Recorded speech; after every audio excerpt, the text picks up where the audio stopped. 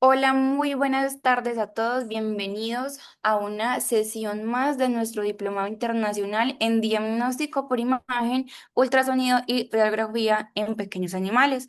Seguimos en nuestro módulo 3 de tórax. Hoy nos continuamos con la segunda parte, con la doctora Raquel Salguero, que nos va a hablar sobre los rayos X cervical de tejidos blandos y cavidad torácica. Doctora Raquel, bienvenida. Muchas gracias por acompañarnos en esta sesión y quedamos pues en tus manos. Perfecto, muchísimas gracias de nuevo. Estoy encantada de estar aquí con todos vosotros. Y bueno, vamos a continuar. Voy a compartir pantalla. A ver, espera un momento para asegurarme. Está ya. ¿Estáis viendo la pantalla, verdad? Simplemente confirmarme y el ratón. Sí, señora, perfecto. Sí, perfecto. Vale. Pues nada, pues como estaba comentando, que muchísimas gracias de nuevo, estoy encantada de estar aquí con todos vosotros y como continuación de lo que vimos la semana pasada, que era radiología cervical y la radiología extrapulmonar 1, pues vamos a continuar, ¿no?, con la parte de extrapulmonar 2, que va a incluir tanto las estructuras esqueléticas, el mediastino y el espacio pleural. Y vamos a empezar por el espacio pleural. Como bien sabéis, el espacio pleural va a ser ese espacio que en verdad no es visible, ¿no? Que vamos a tener entre lo que es la pleura parietal y la pleura visceral, ¿vale? Es decir, aquella pleura que va a estar tocando el pulmón y adherida al pulmón y aquella pleura parietal que va a estar tocando lo que es la pared torácica. Ese espacio que existe va a ser el espacio pleural. Y como os decía, nosotros no lo vamos a poder ver radiográficamente ni ecográficamente, a no ser que haya algún tipo de patología.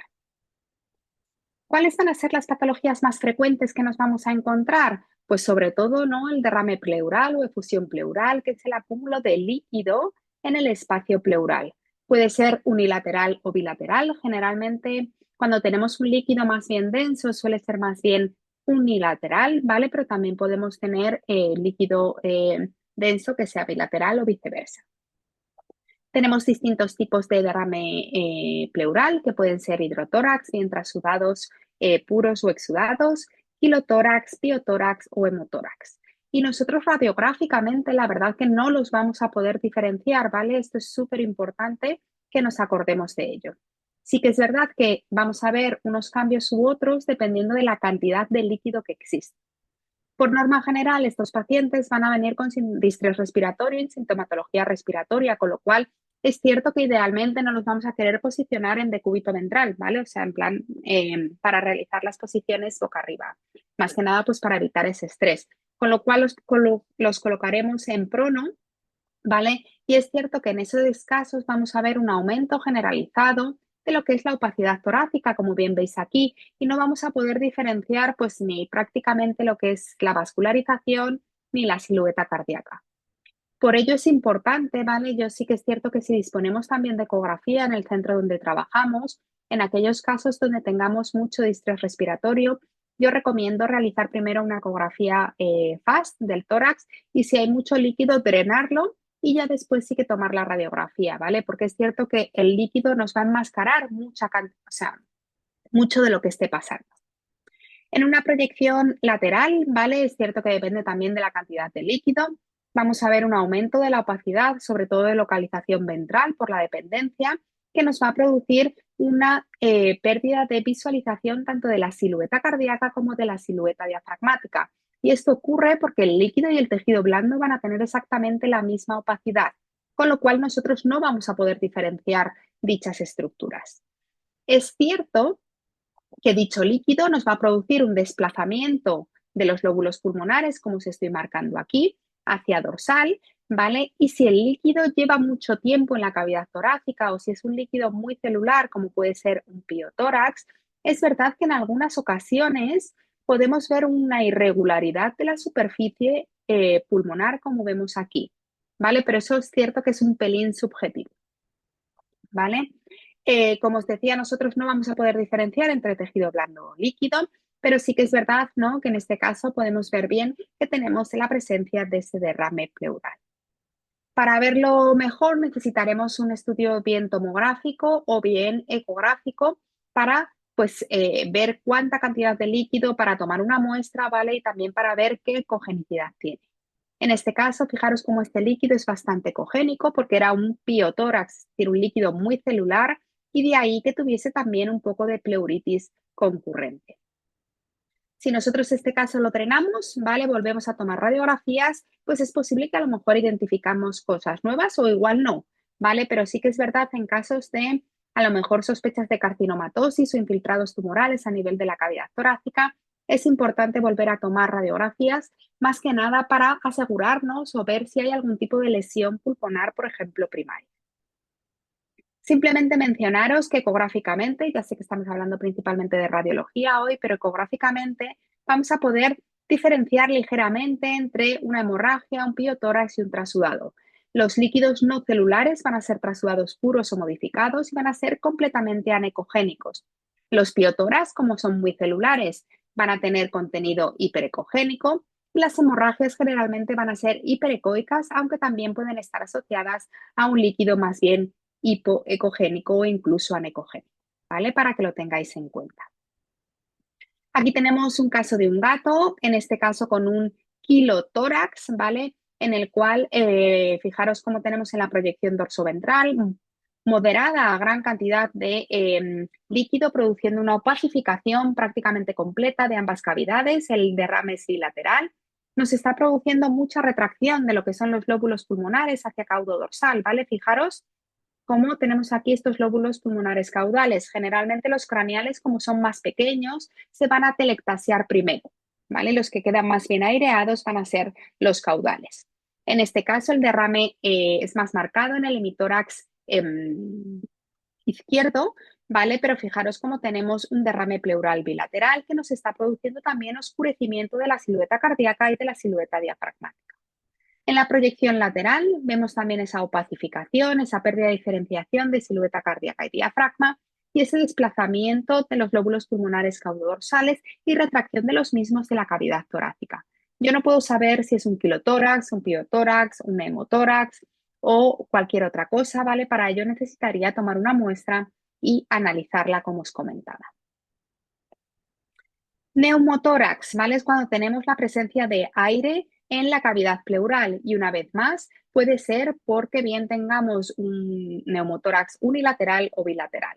Es cierto que estos pacientes suelen venir bastante disneicos y taquipneicos, con lo cual es importante que el diagnóstico sea temprano. Causas, traumatismos torácicos, rotura de bullas o bleps preexistentes, cuerpos extraños penetrantes que hayan perforado lo que es la pleura visceral y se encuentren en la cavidad torácica, neumomediastinos severos y iatrogénicos, ¿no? Pues nosotros a lo mejor al tomar una muestra hemos podido producir un neumotórax. Vamos a tener tres tipos de neumotórax, el traumático, que como el propio nombre indica, va a ser de origen traumático, que puede ser abierto, es decir, que en el cual nosotros tenemos, ¿vale? Pues una comunicación entre el exterior y el interior. Podemos tener también un neumotórax traumático cerrado en el cual la pared torácica se va a mantener intacta, ¿vale? Con lo cual es cierto que en esos casos pues va a ser un poco más problemático porque la compresión pulmonar va a ser mayor. Luego tenemos el espontáneo, es aquel en el cual nosotros tenemos una patología pulmonar subyacente, bien sea una bulla o una bleb, por ejemplo, que podemos tener sobre todo en perros, ¿vale? De forma incidental, que se rompan y nos produzcan dicho neumotórax, o a lo mejor casos de patologías pulmonares muy severas. Imaginaros, pues, un asma felina en un gato, a lo mejor una masa pulmonar cavitada que se rompa y nos produzca eh, ese neumotórax. Y luego tendremos atención, que pueden ser o traumáticos o espontáneos. ¿Vale? En estos casos es cuando tenemos una presión pleural mayor a la atmosférica y hay una válvula de un sentido, es decir, el aire sale hacia el espacio pleural, pero se acumula ahí, ¿vale? Es decir, no vuelve a ningún sitio, con lo cual tenemos un aumento de presión y en esos casos vamos a tener mucho colapso pulmonar, como veremos después. Aquí tenemos las radiografías de un perro en el cual tenemos un neumotórax bilateral, aunque si os dais cuenta es mucho más marcado en el lado izquierdo. Tenemos aquí un poco de aire en el hemitórax derecho, pero desde luego que hay mucho más aire en el hemitórax izquierdo y nos está produciendo este colapso de los lóbulos izquierdos. Fijaros cómo están disminuidos de tamaño con aumento de la opacidad. Nosotros este parénquima pulmonar no lo podemos evaluar bien, ¿vale? Primero hay que drenar y después dejar que ese parénquima pulmonar se vuelva a llenar de aire para intentar identificarlo o ver algún tipo de patología a ese nivel. En la proyección lateral vemos también ese acúmulo de aire. En este caso, fijaros cómo el aire y el tejido blando del corazón o del diafragma son opacidades distintas, con lo cual sí que vamos a poder diferenciar esa silueta cardíaca y esa silueta diafragmática. Nos está produciendo un desplazamiento hacia dorsal de la silueta cardíaca y fijaros cómo también tenemos esa retracción de los lóbulos pulmonares que están disminuidos de tamaño. Yo aquí sé que hay un neumotórax bilateral más severo en el lado izquierdo, pero no puedo identificar la causa concurrente y para ello necesitaría realizar pruebas complementarias como puede ser un estudio tomográfico.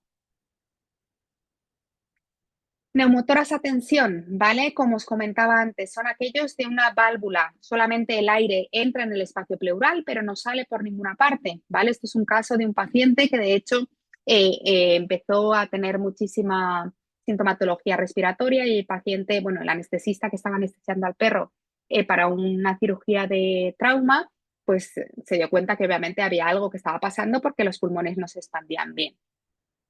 Entonces, fijaros cómo este paciente tiene un neumotórax a tensión y bilateral, mucho peor, ¿vale? Fijaros cómo tenemos una distensión muy marcada de la cavidad torácica, las costillas, perdón, están como aplanadas, generalmente están un pelín desplazadas hacia caudal y en este caso aparecen completamente paralelas y muy distendidas.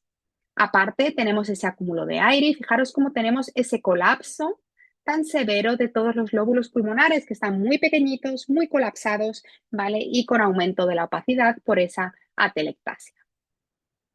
Esto es una urgencia, ¿vale? Hay que drenar, sí o sí, y es cierto que hay veces que drenando una vez, pues el parénquima pulmonar y la pleura visceral se cierra y no sigue jugando aire, pero en otras ocasiones sí que sigue jugando aire y ahí es cuando tenemos que obviamente realizar otras pruebas.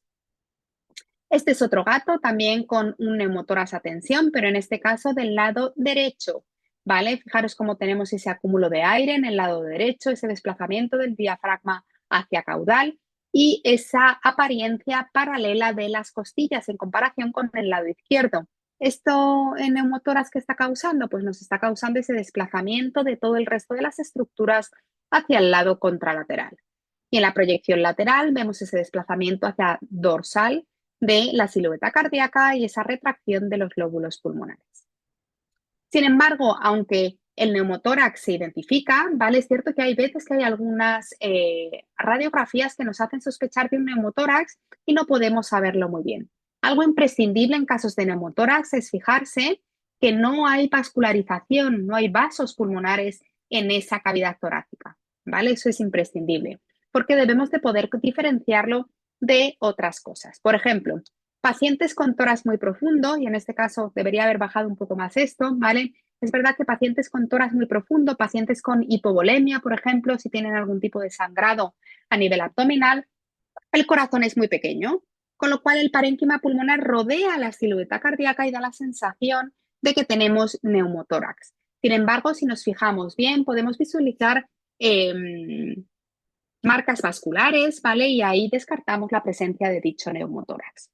Otra cosa que nos puede hacer sospechar de un neumotórax que no sea real, pues casos de pliegues en la piel, ¿vale? Sobre todo pues pacientes que tengan mucha piel o incluso también a lo mejor pacientes que sean muy delgados, como pueden ser los galgos con tórax muy profundo, ¿vale? Porque es verdad que ahí en las proyecciones dorsoventrales y ventrodorsales podemos ver esos pliegues en la piel bilaterales y simétricos que nos pueden hacer sospechar de que tenemos neumotórax, ¿vale? No es real y siempre buscar esas marcas vasculares.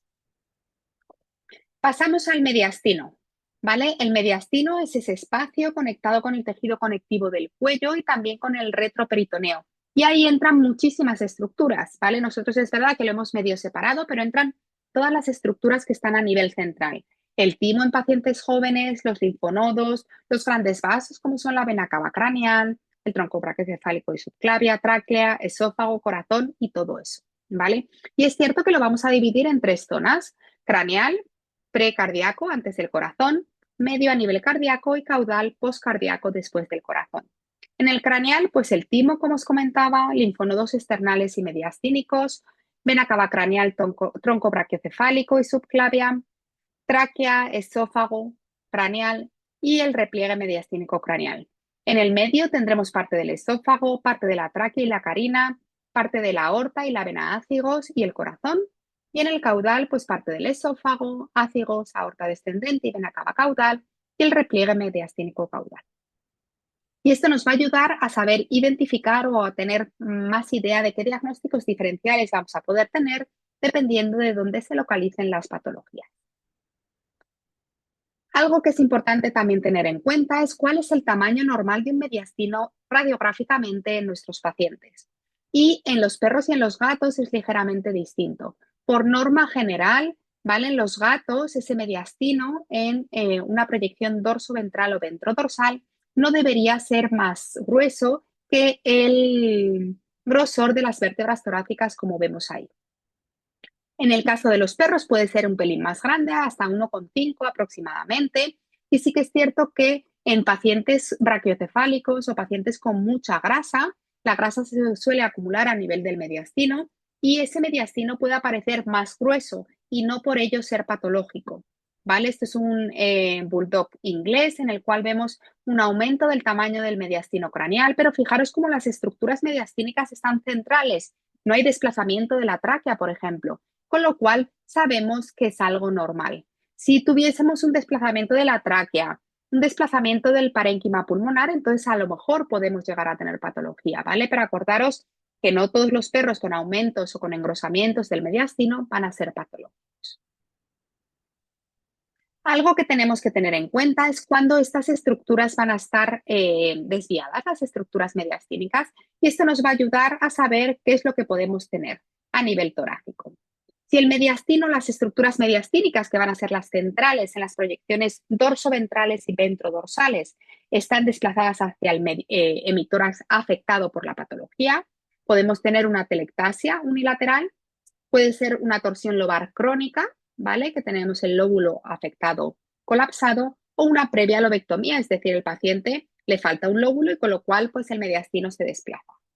En sentido opuesto es lo más frecuente con patología, ¿vale? Pues fijaros, podemos tener un neumotórax unilateral o atención que nos está produciendo ese desplazamiento, derrame pleural unilateral, enfisemas pulmonares, la presencia de masas de gran tamaño o hernias y roturas diafragmáticas.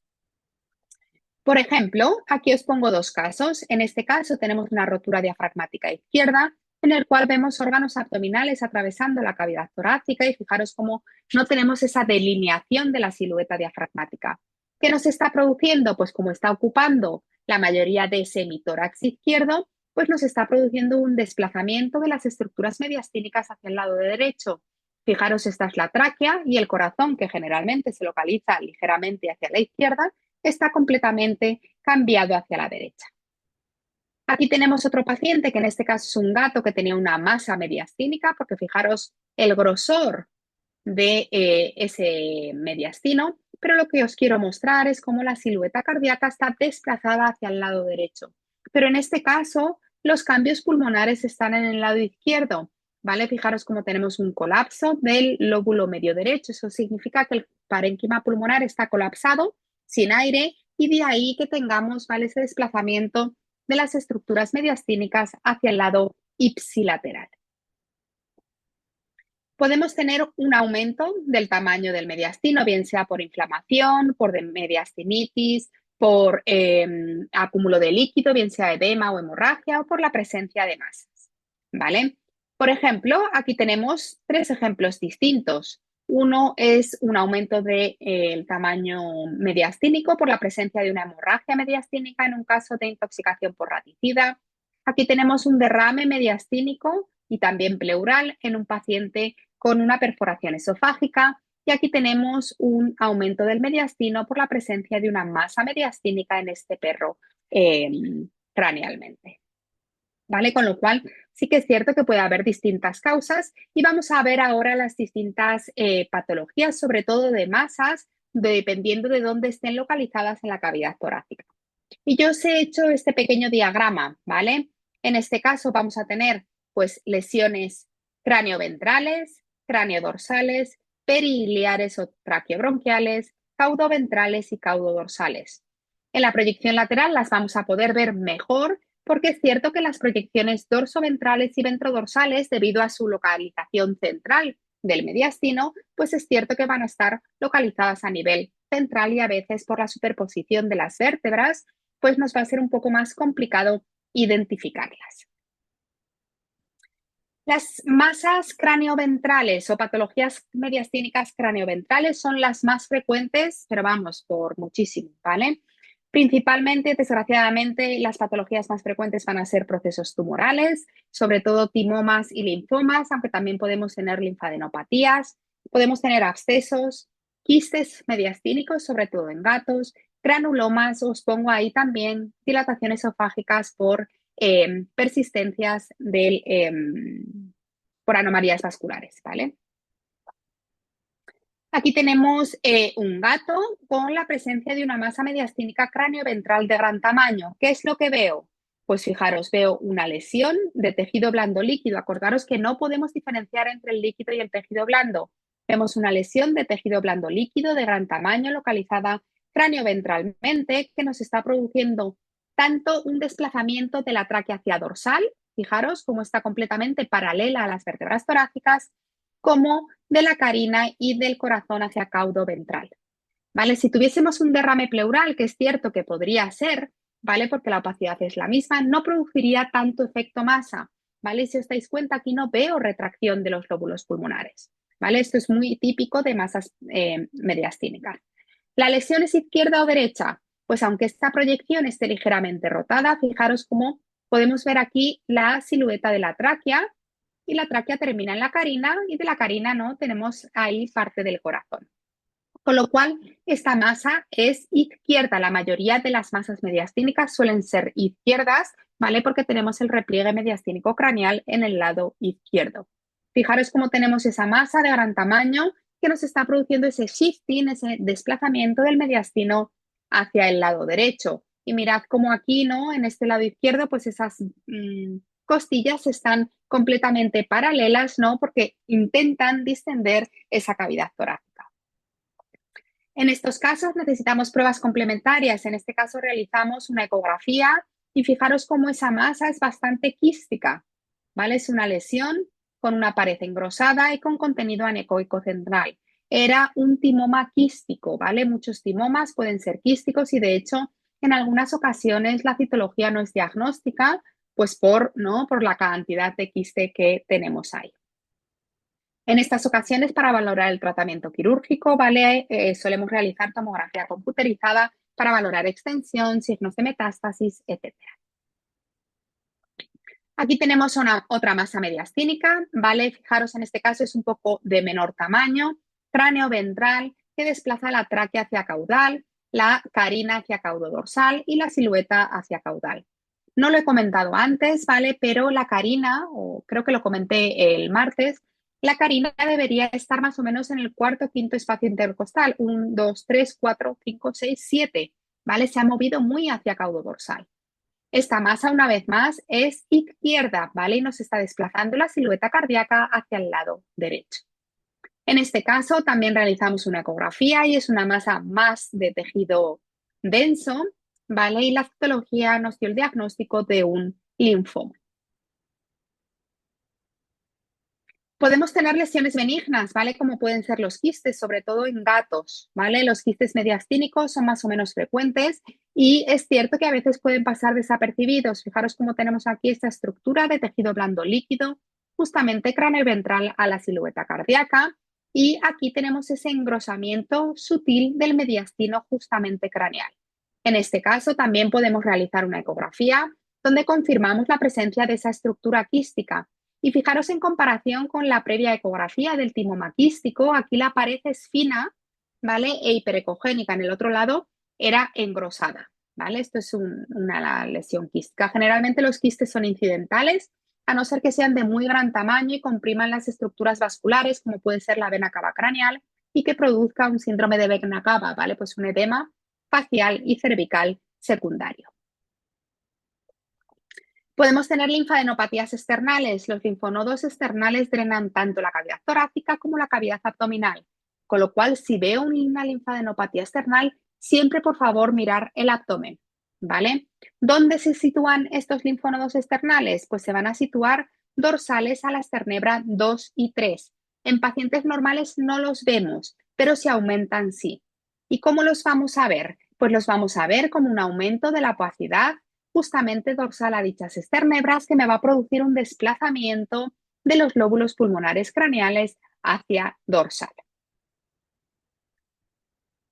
Pasamos a las masas mediastínicas craneodorsales y esta es la verdad que son bastante menos frecuentes. Pueden ser patologías esofágicas, ¿vale? Que están craneodorsalmente porque el esófago está craneodorsal, tumores neuroendocrinos o tumores vertebrales o paravertebrales.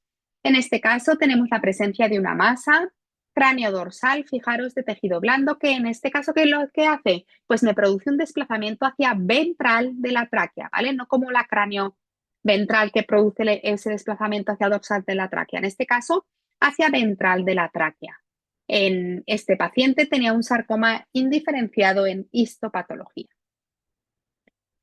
Masas periliares o traqueobronquiales se localizan justamente a nivel de la base cardíaca, ¿vale? Pueden ser tumores, que bien pueden ser quemodectomas o hemangiosarcomas, o un aumento de los linfonodos traqueobronquiales, bien sean por un infiltrado neoplásico primario, como puede ser el linfoma, metastásico, como puede ser el sarcoma histiocítico, infecciones micóticas o granulomatosas, como la tuberculosis, y también pues la presencia de un cuerpo extraño, ¿no? O una lesión esofágica justamente a ese nivel, ¿vale? Con lo cual tenemos que pensar todo lo que se encuentre a nivel periliar. Perdón. Aquí tenemos las radiografías de un paciente en el cual vemos una masa a nivel periliar. Fijaros, en la proyección lateral tenemos este aumento de la opacidad en comparación con el resto del parénquima pulmonar y de las estructuras mediastínicas, ¿vale? Fijaros ese aumento de la opacidad ahí. Si vemos estas radiografías en una proyección dorsoventral, vemos ese aumento de la opacidad justamente caudal a los bronquios principales. ¿Y esto qué está haciendo? Pues que esos bronquios principales, en vez de tener un ángulo agudo, ¿vale? Que deberían ser así, tienen un ángulo obtuso, ¿vale? Os los estoy dibujando para que veáis. Hace así. ¡Pum! Eso significa que aquí hay algún tipo de lesión y esa lesión se corresponde con esta que tenemos aquí, ¿vale? Este era un paciente que tenía un linfoma, ¿vale? Entonces teníamos ahí una linfadenopatía periliar. Aquí tenemos otro paciente con una lesión a nivel periliar, pero fijaros, en este caso la lesión está localizada en la base cardíaca, ¿vale? Pero ventralmente, ¿veis cómo tenemos ese desplazamiento hacia dorsal? Que he dibujado un poco mal.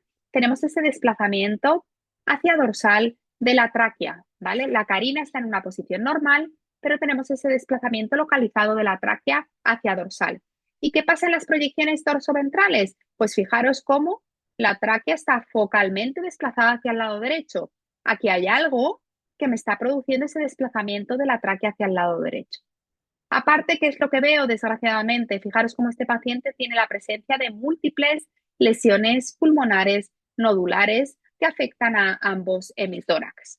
Acordaros siempre, siempre de realizar dos proyecciones al menos en cavidad torácica, como decía el martes, ¿vale? Para cualquier tipo de estructuras, ¿vale?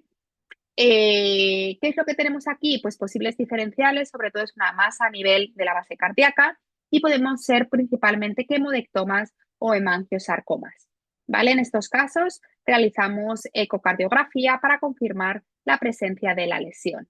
Desafortunadamente, el paciente fue eutanasiado, ¿vale? Por la presencia de dichas metástasis y porque presentaba pues bastante sintomatología y el pronóstico era pobre.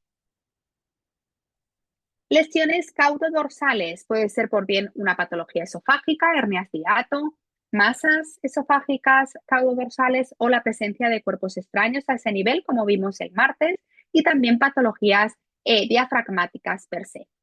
En este caso, fijaros cómo tenemos una lesión caudodorsal central, ¿vale? Con lo cual nos indica una lesión mediastínica y era un gato que presentaba una masa a nivel diafragmático.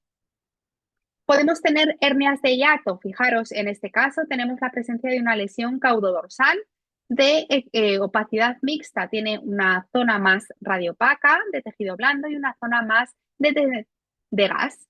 ¿Qué pasa? Que este gato y este gato es exactamente el mismo, ¿vale? Pero tenemos una patología dinámica. En este caso, el estómago está localizado a nivel de la cavidad abdominal y en este otro caso tenemos un desplazamiento del cardias y tenemos una hernia de hiato dinámica, ¿vale? Fijaros cómo encima tenemos una leve dilatación del esófago cranealmente. Las hernias de hiato, si tenemos suerte, las vemos en radiología simple, ¿vale? Pero sí que es cierto que las técnicas de elección van a ser o bien la fluoroscopia o bien la endoscopia. Yo os voy a poner aquí un vídeo, ¿vale? Realizado con fluoroscopia, donde justamente quiero que veáis, este ya es al final, pero quiero que veáis la hernia. Tenemos aquí el estudio de, o sea, vario, y vamos a ver cómo de repente, de forma dinámica, el cardia se va a desplazar, se da la vuelta al perrito, como bien veis, ¿vale? Es importante que los perros sean cooperen, pero quiero que veáis aquí, a ver, ahí, como justamente tenemos un desplazamiento del cárdiac hacia craneal, ¿vale? Tenemos una hernia dinámica.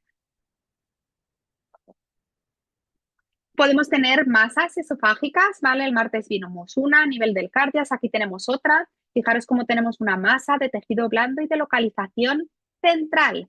Esta masa podría ser pulmonar por poder, podría ser, pero sería súper raro porque fijaros cómo en la proyección dorsoventral está muy central y aquí tenemos con lo cual si aquí estuviese a nivel pulmonar estaría a nivel del lóbulo accesorio, pero yo aquí puedo ver parte del lóbulo accesorio, ¿vale? Con lo cual sería súper raro. Es cierto que puede ser esofágica, paraesofágica, ¿vale? O mediastínica primaria. En este caso, fue un caso de un leiomioma que se confirmó con histopatología después de realizar el estudio tomográfico. ¿Vale? Pero fijaros cómo es una lesión estática y de tejido blando. Aquí está el estudio tomográfico donde podemos ver pues esa masa de tejido blando y heterogénea caudodorsalmente. Podemos tener también lesiones caudoventrales, generalmente hernias o roturas diafragmáticas, hernias peritoneo-pericárdicas, presencias de quistes, abscesos o masas, bien mediastínicas o bien diafragmáticas. Este es un paciente que tenía una masa diafragmática, era un sarcoma de grandes dimensiones que se puede identificar ahí. Fijaros cómo perdemos la visualización de la silueta diafragmática justamente a ese nivel. Aquí tenemos un gato con una hernia peritoneo-pericárdica, es decir, ¿qué es lo que pasa? Que tenemos un defecto del diafragma, generalmente ventral y central en el diafragma, que comunica con el espacio del saco pericárdico.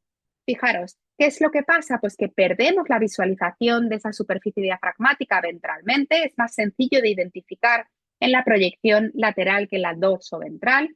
Y fijaros cómo tenemos parte, pues aquí parte del hígado, parte del bazo que se protruye e incluso la grasa del ligamento falciforme. La grasa del ligamento falciforme nos permite visualizar de forma preciosa, la verdad, cómo tenemos una compresión de esa silueta cardíaca, ¿vale? Fijaros, todo esto es el saco pericárdico. Son pacientes que tienen una silueta cardíaca muy redondeada y muy perfecta, ¿vale? Pero lo que pasa es que tenemos estructuras y órganos abdominales que se hernian en el saco pericárdico. Si tenemos grasa o si tenemos estructuras con contenido gas, como pueden ser parte del tracto gastrointestinal, lo vamos a poder bien a nivel eh, radiográfico. Pero si por el contrario es el hígado, el bazo, pues sí que es cierto que ahí, el tener la misma densidad, nos va a costar un poco más. ¿Vale? En estos casos realizaremos ecografía para confirmar el diagnóstico si no estamos muy seguros. Y comentaros también que las hernias peritoneo-pericárdicas suelen estar asociadas a otras patologías congénitas, como veremos posteriormente. Neumomediastinios. Ya hemos visto las patologías más frecuentes en mediastino tipo masas, ¿vale? Dependiendo de su localización, como os decía, ¿vale? Con lo cual, muy importante fijarnos en eso para los diagnósticos diferenciales. El neumomediastino va a ser la presencia de aire o gas entre los compartimentos del mediastino, ¿vale? Las causas pueden ser traumatismos, bien en la tráquea, esófago o cuello, ¿vale? Que van a hacer pues que el aire se continúe desde los planos faciales del cuello hasta el mediastino, porque va a estar continuado, ¿vale? Como os comentaba antes, y de hecho, en algunas ocasiones podemos ver también neumoretroperitoneo, porque va a continuar hacia el espacio retroperitoneal a través del hiato aórtico. Podemos tener también neumomediastinos espontáneos en casos de tos crónicas, enfisemas pulmonares o intoxicación por paraquat. Yo la verdad que espontáneos los vemos en algún galgo, he visto algún neumomediación en pacientes que a lo mejor les realizamos tomografía computerizada. Y luego, pues idiopático, como bien sabéis, ¿no? Que no sabemos por qué ocurre y no encontramos una causa subyacente. ¿Qué es lo que vamos a ver en el neumomediastino? Pues fijaros, este caso es un caso de una rotura traqueal. Vimos hace un par de días un caso de rotura traqueal, creo que era en un gato, ¿vale? ¿Y qué es lo que tenemos? Pues gran cantidad de enfisema subcutáneo. Acordaros, si tenemos mucho enfisema subcutáneo, posiblemente es que haya habido una rotura traqueal. Podemos diferenciar la pared ventral y dorsal de la tráquea, que generalmente no las visualizamos, y sobre todo vemos también esa visualización de la vena cava craneal, del tronco brachiocefálico, y fijaros también toda esa aorta descendente y su trayecto hacia la cavidad abdominal, ¿vale? Así es como se ve el neumomediastino. Si yo no tengo gas a nivel del mediastino, no debería poder visualizar la pared ventral de la tráquea, ¿vale? Ni las estructuras mediastínicas craneales. Obviamente, dependiendo de la cantidad de aire que tenga en el mediastino, pues veré mejor o peor las estructuras mediastínicas. Pasamos al diafragma. El diafragma va a ser el límite caudal del tórax y craneal del abdomen. Es un músculo, una estructura musculotendinosa que se va a insertar a nivel de L3 y L4. ¿Vale? Las partes van a tener un tendón central que va a ocupar el 21% del diafragma en perros y luego pues parte muscular. Y sí que es cierto que va a tener tres orificios. Vamos a tener el orificio de la vena cava caudal, vamos a tener el hiato esofágico por donde atraviesa el esófago y vamos a tener el hiato aórtico más dorsalmente, como os comentaba antes. La apariencia diafragmática en las radiografías va a variar un poco si estamos frente a una radiografía lateral derecha, lateral izquierda, dorso ventral o ventrodorsal, sobre todo en perros. Esto no es tan común en gatos, ¿vale? Pero en perros sí. En las proyecciones laterales derechas, ¿vale? La vena cava caudal se inserta o atraviesa, mejor dicho, el pilar diafragmático derecho y este pilar diafragmático derecho se va a localizar cranealmente y van a formar el pilar diafragmático derecho y el izquierdo, pues van a estar como dos bandas paralelas, como muestro aquí. En una proyección lateral izquierda, el pilar diafragmático izquierdo va a estar más cranealmente localizado y el derecho más caudalmente. Pero la vena cava caudal se va a seguir insertando o atravesando el pilar diafragmático derecho. Con lo cual lo que vamos a tener va a ser esta Y, ¿vale? Proyecciones dorsoventrales, lo que vamos a ver principalmente va a ser esa cúpula del diafragma, ¿vale? Como una estructura única y cóncava. En las proyecciones ventrodorsales veremos la cúpula centralmente y veremos el pilar diafragmático derecho y el pilar diafragmático izquierdo por separado, dando una apariencia, ¿no? Un poco como las orejas de Mickey Mouse. Como os decía, esto no sigue la regla en el caso de los gatos, ¿vale? Es en los perros. Patologías, hernias diafragmáticas, ¿vale? Generalmente es la génesis de parte del diafragma, un fallo en la fusión. No es lo mismo una hernia diafragmática que una rotura diafragmática, aunque es cierto que a nivel real y en clínica, pues como que lo llamamos un poco de forma indistinta, ¿vale? La hernia es realmente una patología congénita. Podemos tener una hernia diafragmática paracostal, en el cual vamos a tener un desplazamiento de las vísceras a través de una pared torácica.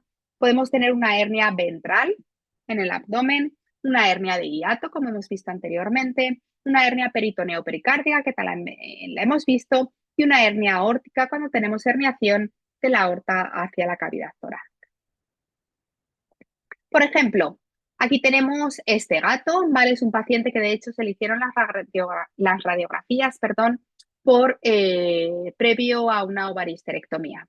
Y de repente nos encontramos con esto. Y lo que vemos es que tenemos una lesión redondeada en el mediastino caudoventral y lateralizado hacia el lado derecho.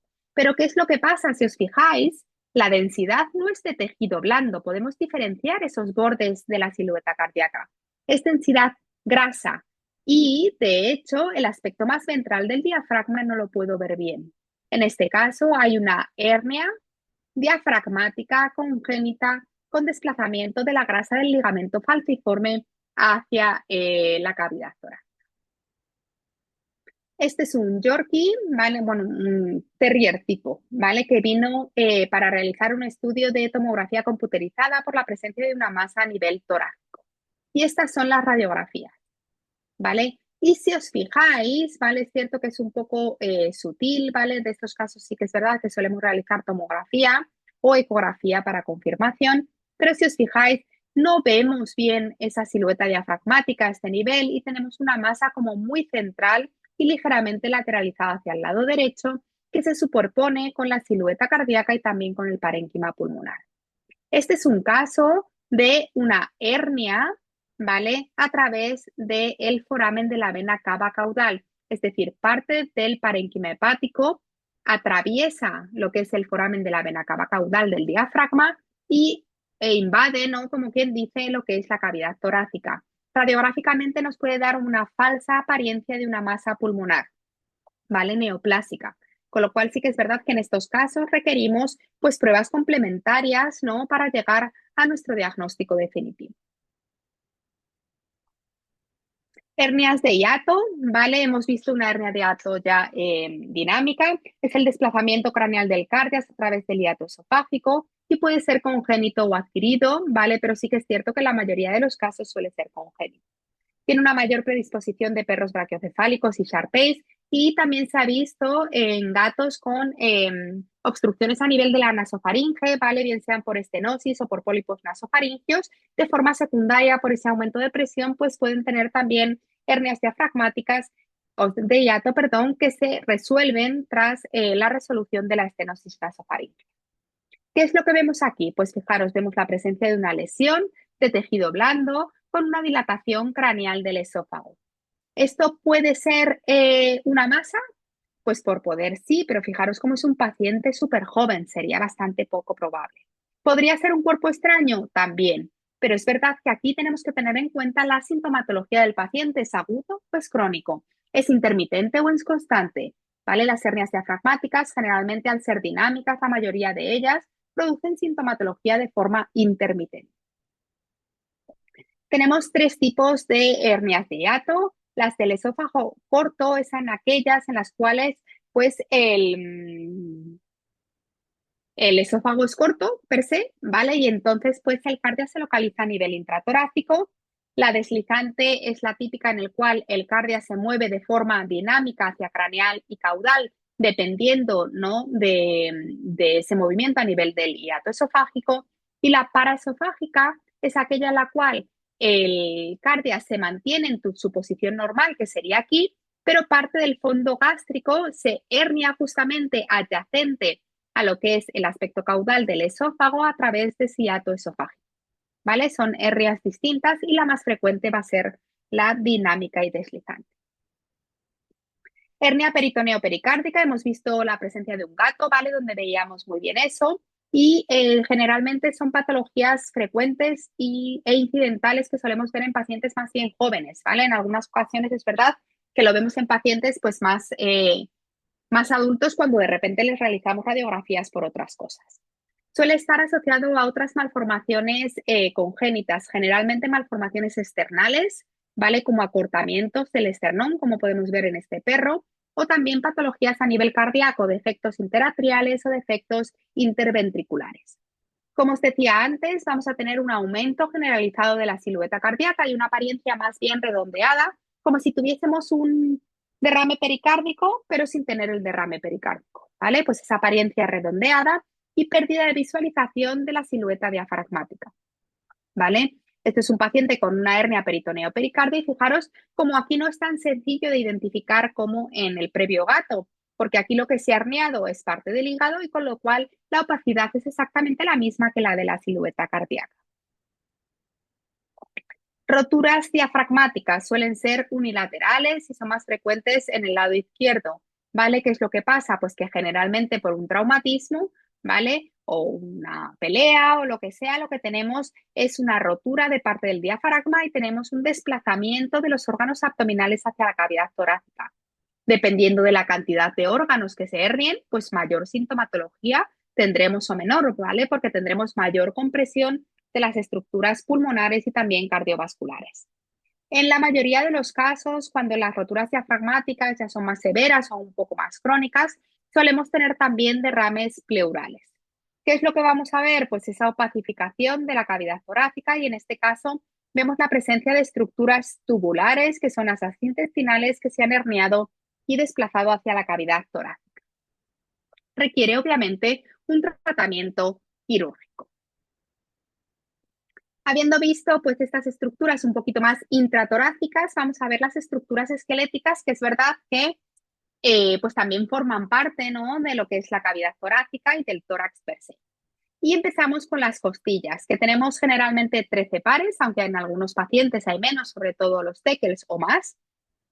Suelen ser cartilaginosas hasta el día 31, ¿vale? Y el día 40 es verdad que la parte dorsal se va a mineralizar. Las partes vamos a tener pues ese hueso costal, ¿vale? Que se verá el más radiopaco, el cartílago costal, los espacios intercostales y ese arco costal que lo vamos a tener a nivel de las costillas de la 10 al lado. Y quería mostraros la apariencia de las uniones costocondrales dependiendo de cada paciente. Este es un paciente cachorro muy joven, donde fijaros cómo esas uniones costocondrales prácticamente no están mineralizadas, ¿vale? Prácticamente no se ven. En el caso de pacientes gerontes o más antiguos, fijaros cómo esas uniones costocondrales están aparte de mineralizadas, tienen neoformación ósea y tienen una apariencia fea, ¿vale? Irregulares con esa neoformación ósea. Esto también es normal en pacientes ancianos. Y luego tenemos, ¿vale?, pacientes normales con uniones costocondrales completamente normales, ¿vale? Mineralizadas, ¿vale? Y sin ningún tipo de neoformación ósea. Y esta es la apariencia de las uniones costocondrales en los gatos, que simplemente mencionaros que caudalmente, ¿vale?, en las últimas, en algunas ocasiones están como fraccionadas y parecen fracturas de costales, pero eso no está asociado a fracturas, ¿vale? Son hallazgos completamente normales. Como bien veis aquí, ¿veis cómo existe como una especie de defecto en esa unión costocondral? Eso es normal. Podemos tener fracturas que generalmente son secundarias a traumatismos, ¿no? ¿Cuántos gatos se caen? ¿Cuántos perros atropellan o gatos, desgraciadamente? ¿Y qué es lo que vamos a ver? Pues vamos a ver enfisema subcutáneo, generalmente, ¿vale? Inflamación de los tejidos blandos costales y contusiones pulmonares asociadas, ¿vale? O hemorragia pulmonar, ¿vale? Con lo cual podremos ver un aumento de la opacidad ipsilateral. Generalmente las fracturas costales las vamos a visualizar mejor en las proyecciones dorsoventrales o ventrodorsales que en las laterales, porque evitamos esa superposición. Y sí que es cierto que ahora con la radiología digital, si disponéis de ella, yo os recomiendo que negativicéis la imagen. Se me ha olvidado poner una imagen aquí, ¿vale? Pero si negativizáis la imagen, para mí me es un poco más sencillo identificar fracturas costales o incluso cualquier tipo de lesión a nivel costal, ¿vale? Para que lo tengáis en cuenta. Existe un tipo de fracturas costales, ¿vale? A nivel de la pared costal, que es lo que se denomina tórax inestable o flail chest. ¿Esto qué significa? Pues que se van a romper 2 o 3 costillas subyacentes, ¿vale? A varios niveles, y esto va a hacer que la pared costal justamente fracturada se mueva con la respiración del paciente. Y de hecho, si ves a ese paciente, pues parece como que el tórax sale y se mete, ¿vale? Y es porque existe un defecto completo de esa cavidad torácica. Luego, aparte de traumatismos, vamos a poder tener pues casos de distrés respiratorio, sobre todo en gatos con asma felinas. Vamos a tener pues fracturas múltiples, generalmente en distintos estadios de cicatrización a nivel de la cavidad torácica. Aquí tenemos un ejemplo de un perro. Fijaros cómo tenemos gran cantidad de enfisema subcutáneo, pero sobre todo en el hemitórax derecho. La presencia de múltiples fracturas costales en ese hemitórax derecho. Este paciente, de hecho, tenía un flail chest. Y luego tenemos ese aumento de la opacidad en este parénquima pulmonar debido a una contusión concurrente.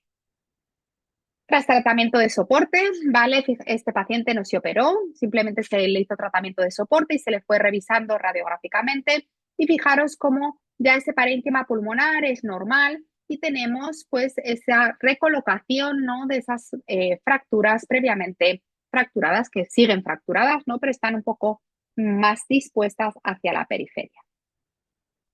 Aquí tenemos otras fracturas, en este caso es un gato. Fijaros también mucha inflamación de los tejidos blandos en el hemitórax izquierdo, presencia de enfisema subcutáneo y tenemos fracturas múltiples, ¿vale? Y avulsiones, en este caso también, de las costillas más craneales de dicho hemitórax izquierdo. Este paciente aparte tenía un derrame pleural, ipsilateral y cambios pulmonares bastante severos. Fijaros cómo en las proyecciones laterales dichas fracturas y avulsiones no son visibles, ¿vale? Con lo cual, por favor, siempre realizar proyecciones ortogonales, ¿vale? Para buscarlas y como os decía, se ven mucho mejor en las proyecciones dorsoventrales o ventrodorsales. Podemos tener infecciones bacterianas que pueden ser múltiples, si son sistémicas, ¿vale? O únicas. Y bueno, pueden ser secundarias a cuerpos extraños, laceraciones, heridas o infecciones posquirúrgicas.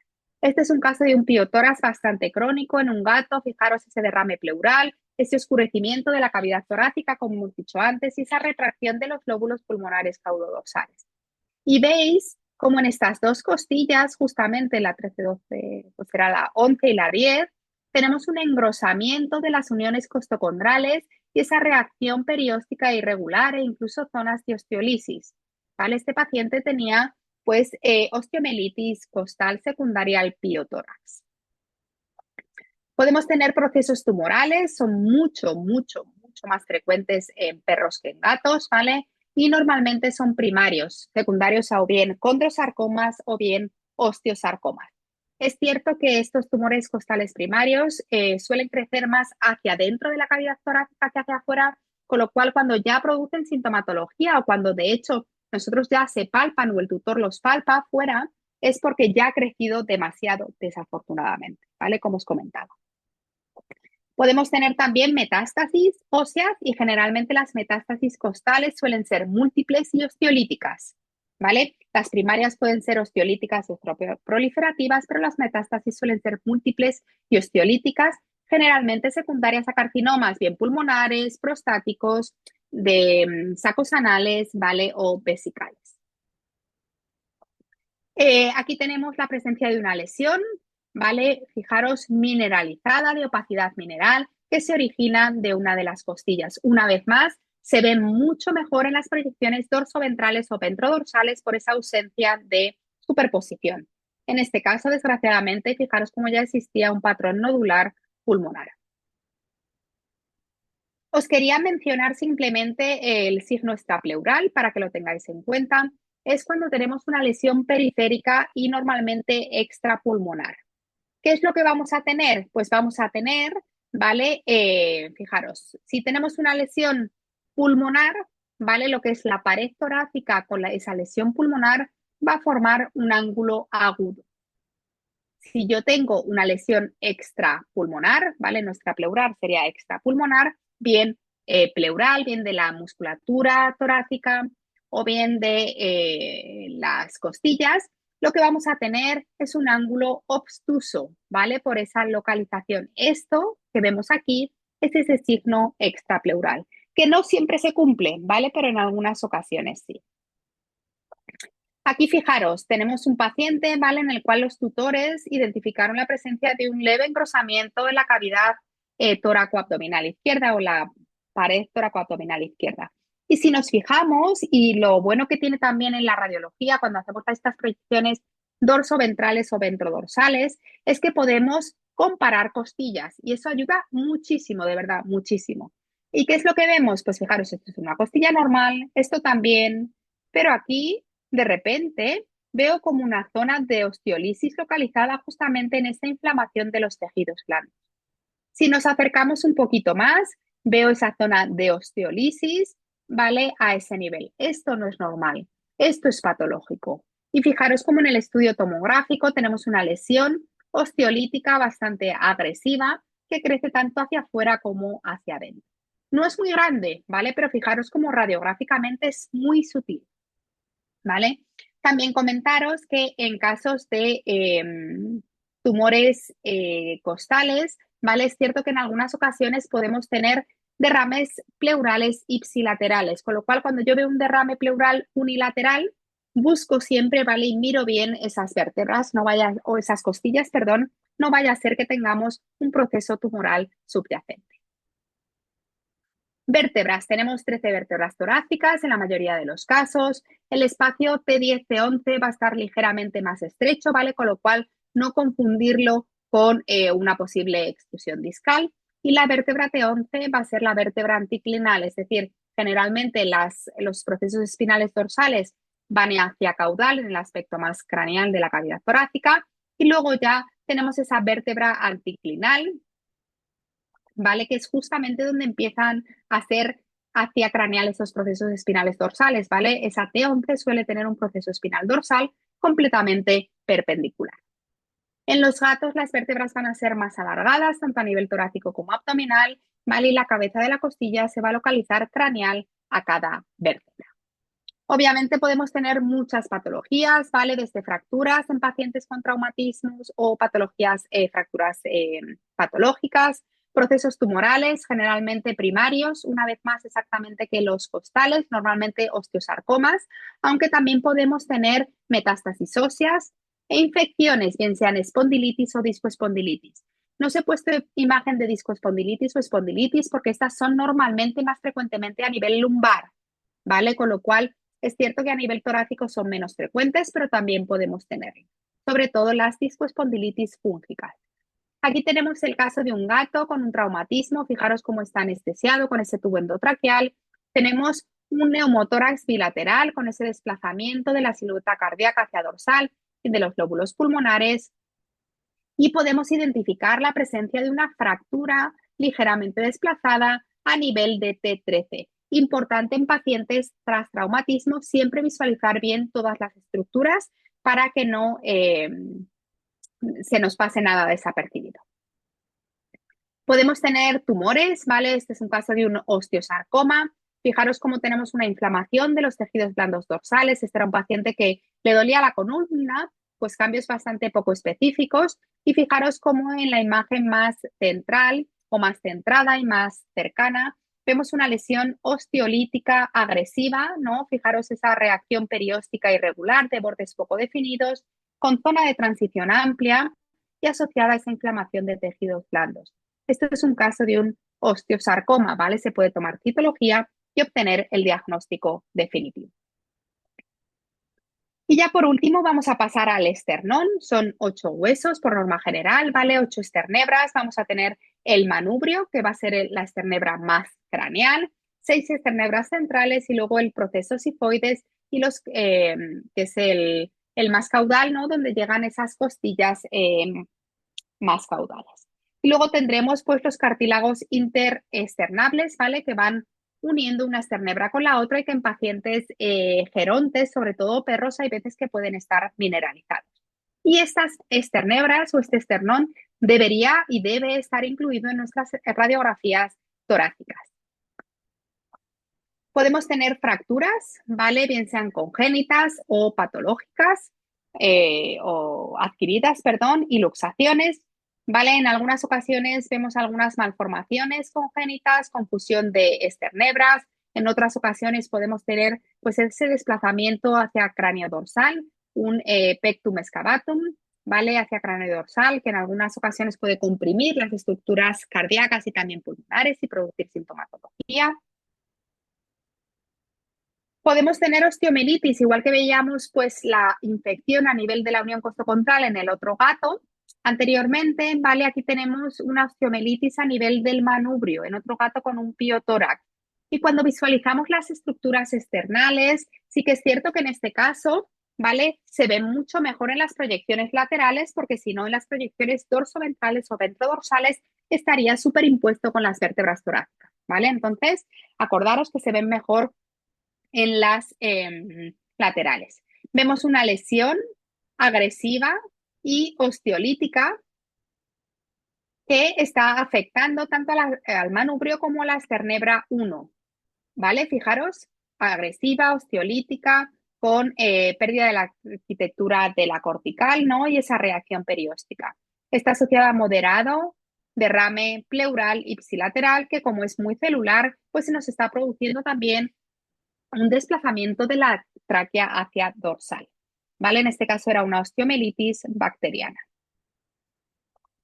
Podemos tener también procesos neoplásicos, ¿vale? De ahí que os comente que es súper importante siempre incluir el esternón en nuestras radiografías de tórax, ¿vale? Este es un paciente que vino con un hemotórax, ¿vale? Y entonces pues vino a ecografía de tórax para drenar el tórax y para tomar una muestra y de repente en la ecografía me encuentro con la presencia de una masa gigante y muy heterogénea a nivel intratorácico, ¿vale? Y luego veo que tiene como unas zonas mineralizadas y digo, Jolín, vamos a hacer una radiografía. Y nuestra sorpresa en la radiografía es que tenemos una lesión agresiva afectando a la 1, 2, 3, a la cuarta esternebra, ¿vale? Fijaros como en comparación con las otras, esta está más esclerótica, con también focos de osteolisis permeativa y esa reacción perióstica irregular y de bordes poco definidos. La citología de la masa fue diagnóstica de un osteosarcoma, ¿vale? De ahí súper importante, como os decía, evaluar todas las estructuras, tanto intratorácicas como extrapulmonares. Y ya por último, ¿vale? Os quería dejar aquí pues esta bibliografía que os había comentado el martes, ¿no? Que para que la tuvieseis en cuenta. Este es el BSADA que os comentaba, ¿vale? De radiología torácica, canina y felina. Existen estos libros en todas las disciplinas y en imagen tenemos radiología abdominal, ecografía, hay de todo, ¿vale?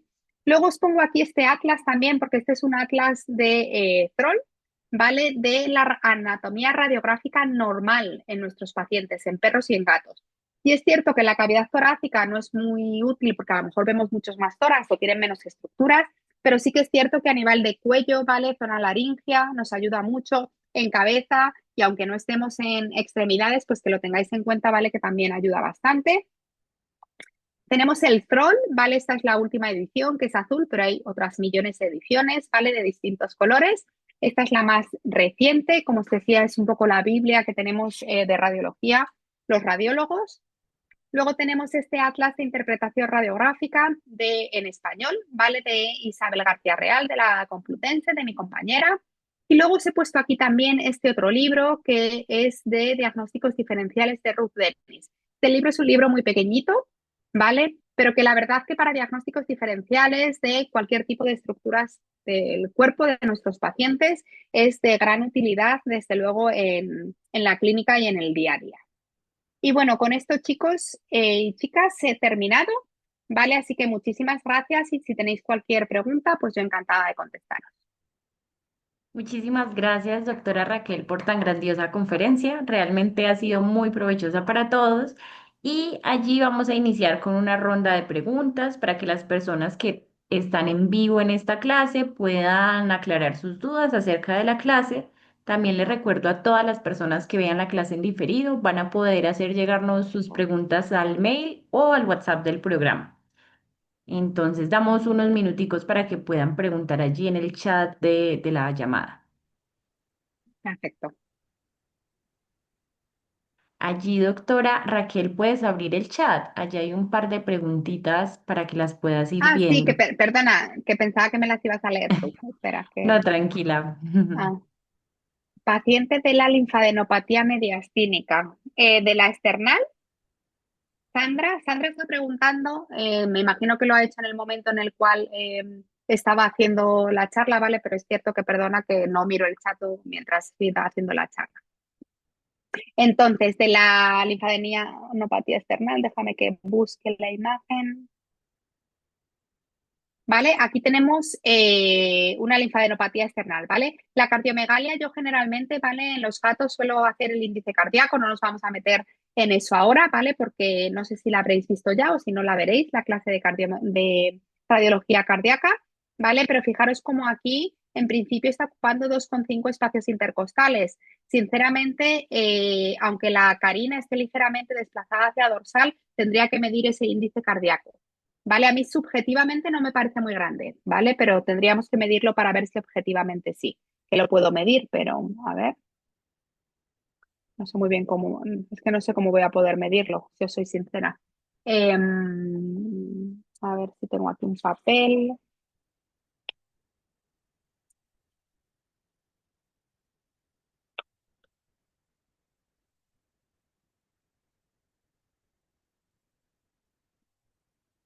Yo en los gatos hago mucho índice cardíaco, ¿vale? 4, 5, 6, 7, ¿vale? El índice cardíaco es de 7, ¿vale? Con lo cual, pues tiene una silueta cardíaca normal. Ah, Sandra dice que era otro paciente, pues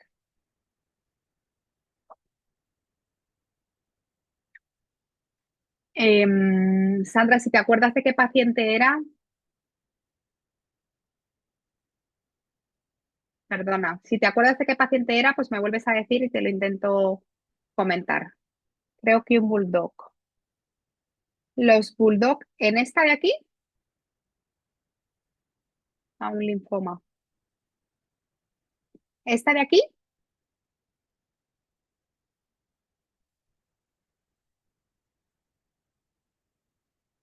esta de aquí, ¿vale? Esto era una masa en la base cardíaca, ¿vale? Sí que es cierto que tiene una cardiomegalia. Es verdad que los bulldogs, ¿vale? Suelen tener una silueta cardíaca bastante grande de forma normal, ¿vale? Tienen índices cardíacos hasta 14, ¿vale? Con lo cual puede ser simplemente por ello o a lo mejor simplemente por tener la masa pulmonar, a lo mejor también tenía algún grado de derrame pericárdico, ¿vale? La verdad es que en este caso no me acuerdo al 100%. Me parece igual sí que pueda tener algo de derrame pericárdico, pero ya te digo que igual es algo normal simplemente por ser un brachiocefálico. ¿Vale? ¿Correcto, Sandra? Perfecto. Miguel, no entendí bien lo de signo extrapleural. Vale. Cuando nosotros tenemos una radiografía, ¿vale? Si esta es la cavidad torácica, hay veces que no podemos saber o distinguir si es una masa pulmonar o una masa de la pared torácica, ¿vale? Costal. Entonces, no siempre se cumple, ¿vale? Pero sí que es verdad que si nosotros tenemos una lesión pulmonar, ¿vale? Fijaros, tenemos aquí, por ejemplo, nuestros bronquios y la tráquea. Yo tengo aquí una lesión pulmonar. Por la localización de esa lesión pulmonar a nivel intratorácico, el ángulo que forma la cavidad torácica o la pared torácica con la lesión intratorácica va a ser un ángulo agudo, ¿vale? Va a formar este ángulo. Sin embargo, si yo tengo aquí una lesión en las costillas, ¿vale? Imagínate el ángulo que forma esa pared torácica con esa masa va a formar un ángulo obtuso, ¿vale? Entonces, esto es una masa extrapleural, que significaría que posiblemente sea una masa extrapulmonar.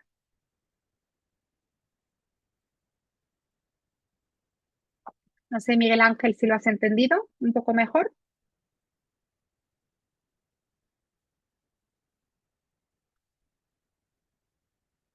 Perfecto. A ver, Doc, ¿en qué casos prefiere usted radiografía? Me pregunta Kevin, ¿en qué casos preferimos si radiografía o ecografía, que por de dónde empiezo? A ver, yo tengo que decir que creo que son pruebas complementarias, ¿vale? Entonces, depende mucho de cómo esté mi paciente. Si yo tengo un paciente que viene muy disneico, muy taquipneico, ¿vale? En el cual simplemente posicionando al paciente le voy a estresar mucho más, ¿vale? Ahí siempre realizo primero una ecofast del tórax, pues para ver sobre todo si tiene derrame pleural, ¿vale? Eso, desde luego, derrame pleural e incluso también si puedo visualizar ese corazón, ¿vale? Para ver si tiene mucha dilatación atrial izquierda. Si tiene derrame pleural, lo dreno y ya realizo las radiografías, ¿vale? Si no, para el resto de cosas, es verdad que la radiología nos va a dar una imagen, ¿no? Pues muchísimo más extensa de lo que es toda la cavidad torácica. Y en verdad, generalmente, siempre vamos a necesitar, si hacemos ecografía torácica, siempre vamos a necesitar en la mayoría de los casos radiología también, ¿vale? O tomografía computerizada, ¿vale? Así que va a ser un poco mixto en este sentido, como os decía. Pero si es algo de una urgencia real, ¿vale? Yo siempre realizo primero eco, pues más que nada por si acaso tenemos que hacer algo antes de realizar las radiografías. ¿Y Kevin? Obviamente también tener en cuenta, ¿no? Pues vuestra reseña clínica y vuestro examen clínico, por supuesto, y auscultación. A ver, Leo, pregunta varias cosas. Hay 4 proyecciones. Es cierto, hay 4 proyecciones. ¿Necesario hacer las 4? No. A ver, sería en un mundo ideal, ¿no? Pero no tenemos ni el tiempo ni todos los propietarios se pueden permitir realizar 4 radiografías. Entonces, mínimo 2, ¿vale? Mínimo una lateral, ¿vale? Que generalmente va a ser derecha, menos cuando busquemos patología esofágica, como os decía la semana pasada, ¿vale? Y la otra puede ser una dorso-ventral o ventrodorsal. Por norma general, si los pacientes vienen muy disneicos o con mucha sintomatología respiratoria, están más estables en proyección dorso-ventral, ¿vale? Sin embargo, el parénquima pulmonar se visualiza mejor en proyecciones ventrodorsales. Con lo cual, a mí me daría un poco igual, ¿vale? Dependiendo de la clínica del paciente. Si puedo hacer, o sea, mínimo 2, ¿vale? Como os decía, una lateral y una ortogonal. Si puedo hacer 3, harían 2 laterales y una ortogonal, es decir, una dorso o una ventro. Y si puedo hacer 4, pues perfecto, ¿vale? Pero normalmente nosotros hacemos 2 o 3. Bueno, eso ya he contestado a la siguiente pregunta. ¿Cuánto vale un estudio radiográfico para 2 o para 4? A ver, obviamente el precio varía dependiendo de cada clínica, localización, país, ciudad, o sea, jefes de clínicas, ¿vale? Entonces yo ahí de precios la verdad que no te puedo decir, porque aparte como yo no los cobro, que yo soy empleada, soy radióloga en varios hospitales, ¿vale? Ahí no te puedo ayudar, Leo. Espero haberte contestado a eso y luego con esto tenemos horas entero, tendremos una clase más para corazón. Es que no sé muy bien las clases que habéis tenido.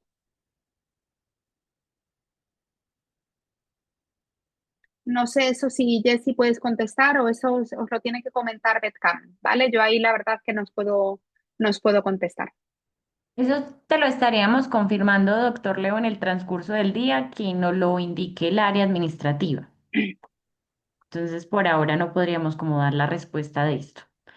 Muchísimas gracias, doctora, por todas las respuestas. Realmente ha sido bastante clara, bastante provechosa la clase. Esperamos vernos en una próxima ocasión y muchísimas gracias a las personas que nos estuvieron acompañando en el día de hoy. Así que nos vemos en una próxima clase y que estén muy bien Perfecto. todos. Muchas gracias. Cuidaros. Hasta luego. Vale, chao, chao. Adiós.